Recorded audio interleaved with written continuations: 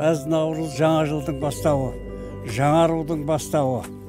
Атамыздан сөз қалған, атаңнан мал қалғанша тал қалсын деген. Сол ұлы сөзді жаңарту үшін біз бүгін тал егуді бастадық. Немерелерімізбен, шөберелерімізбен келіп. Түркістанымыз өсіп, өніп, жайнап келе жатыр. Жаңа Қазақстанға, жаңа Түркістанша жұмыс істеуіміз керек. Бабамыздан қалған сөзді орындап, бір ағаш кессең, 10 ағаш ек деген сөз бар. Соған лайықты Наурызда әрбір отбасы бір ағаштан егуіміз керек. Осы игі бастаманы бүкіл қазақ еліне біз қолдаймыз, бүкіл қазақ еліне жолдаймыз.